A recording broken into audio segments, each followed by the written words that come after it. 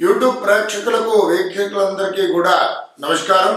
కార్యక్రమాన్ని ప్రారంభించేటువంటి ముందు చక్కటి శ్లోకంతో కార్యక్రమాన్ని ప్రారంభం చేసుకుందాం.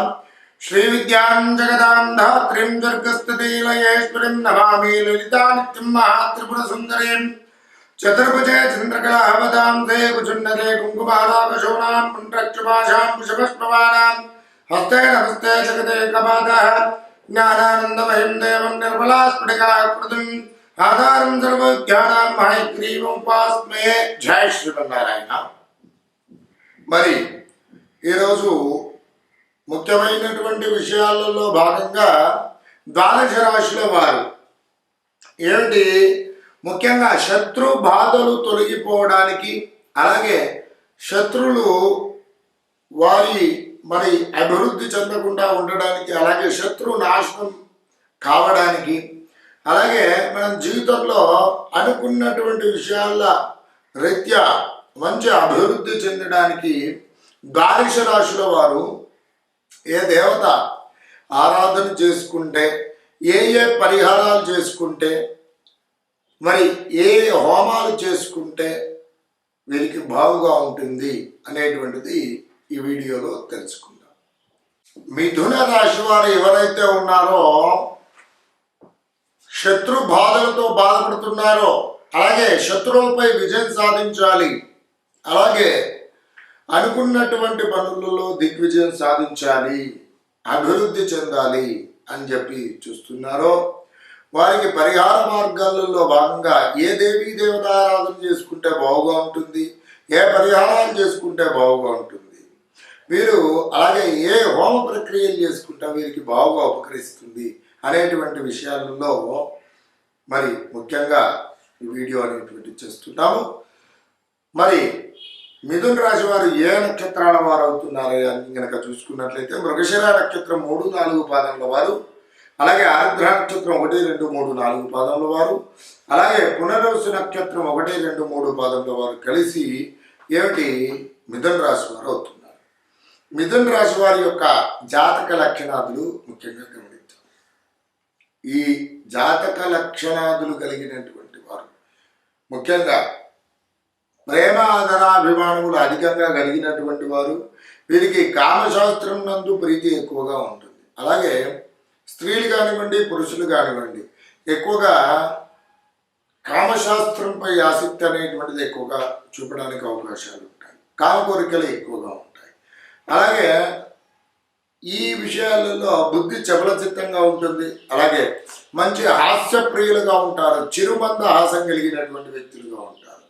అలాగే దీర్ఘమైనటువంటి నాశకం కలిగినటువంటి వారు, మంచి వ్యాపార దక్షత నైపుణ్యం తెలిసినటువంటి వారుగా ఉంటారు.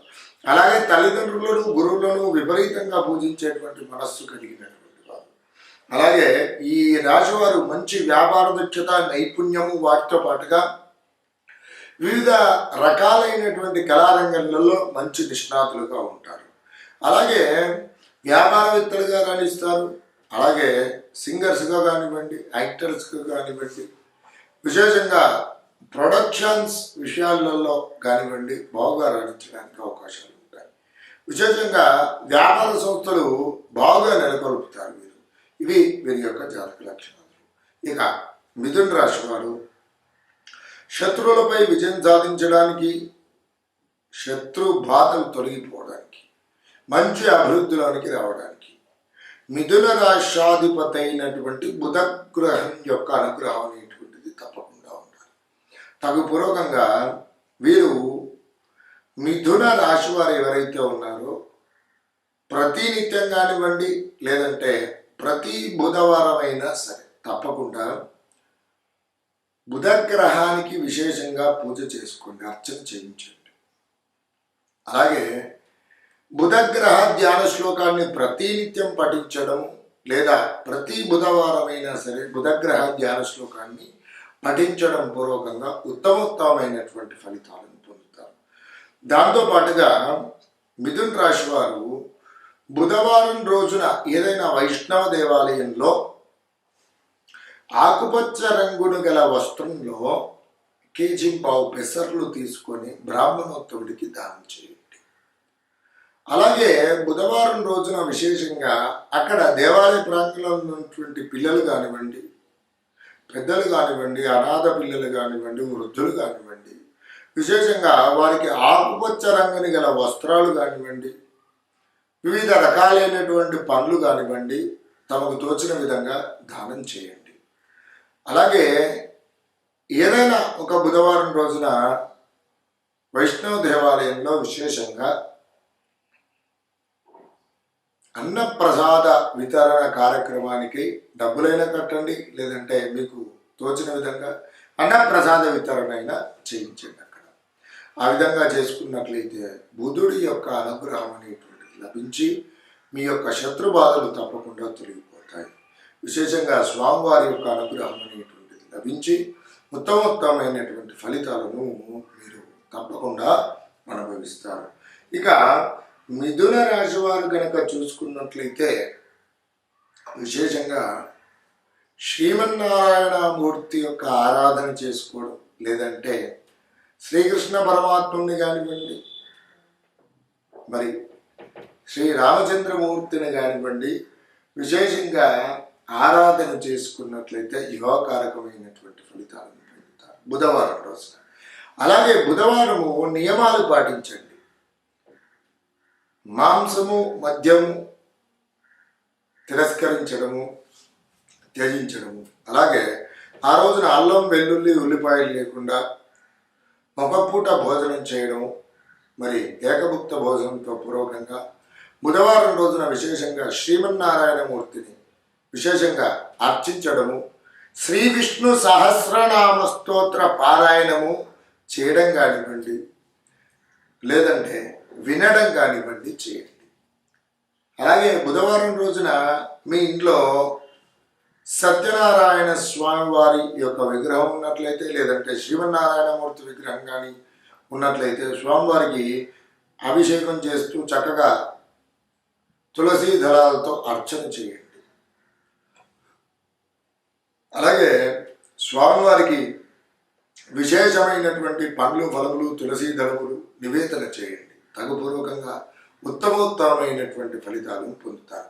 అలాగే మీ మెడలో విష్ణుమూర్తి యొక్క లాకెట్ కానివ్వండి, రామచంద్రమూర్తి యొక్క లాకెట్ కానివ్వండి, మరి శ్రీకృష్ణ పరమాత్ముని యొక్క లాకెట్ కానివ్వండి ధరించండి. అలా వీలుగాని పక్షంలో ఉంగర రూపకంగానైనా ధరించండి. తగుపూర్వకంగా ఉత్తమోత్తమైనటువంటి ఫలితాలను తప్పకుండా అనుభవిస్తారు. అలాగే ఇక వైష్ణవ దేవాలయంలో అన్న సంతర్పణ కార్యక్రమం బుధవారం రోజున నిర్వహించడం ఉత్తమోత్తమైనటువంటి ఫలితాలను ఇస్తుంది. దాంతోపాటుగా మీరు చేసుకోవాల్సినటువంటి హోమ ప్రక్రియలు కనుక చూసుకున్నట్లయితే శత్రువులపై విజయం సాధించడానికి, శత్రు బాధలు తొలగిపోవడానికి, మంచి అభివృద్ధి పదంలోనికి రావడానికి నరసింహస్వామి వారి యొక్క మూలమంత్ర హోమం చేయండి. అలాగే పురుష సూక్త హోమం గావించండి. అలాగే అష్టాక్షరి మూలమంత్ర హోమం కూడా మంచి యోగకారకమైనటువంటి ఫలితాలను తప్పకుండా ఇస్తుంది. కాబట్టి ఈ విధంగా పరిహారాలు, ఉపవాసములు, ఏకముక్త భోజనం చేసుకుంటూ చక్కగా శ్రీమన్నారాయణ మూర్తి స్వామివారిని ఆరాధన చేసుకున్నట్లయితే శత్రువులపై విజయం సాధిస్తారు. అలాగే శత్రుబాధలు తొలగిపోతాయి. మంచి అభివృద్ధి పదంలో రావడానికి అవకాశాలు ఎక్కువగా ఉన్నాయి. వాటితో పాటుగా ఈ మిథున రాశి వారు ప్రతి నిత్యము కూడా అనుసంధించవలసినటువంటి నామజపం కనుక చూసుకున్నట్లయితే ఓం క్లీం కృష్ణాయ నమః అనేటువంటి నామాన్ని ప్రతి నిత్యము కూడా 27 సార్లు పఠించండి. ఉత్తమోత్తమైనటువంటి ఫలితాలను పొందండి. నమస్కారం.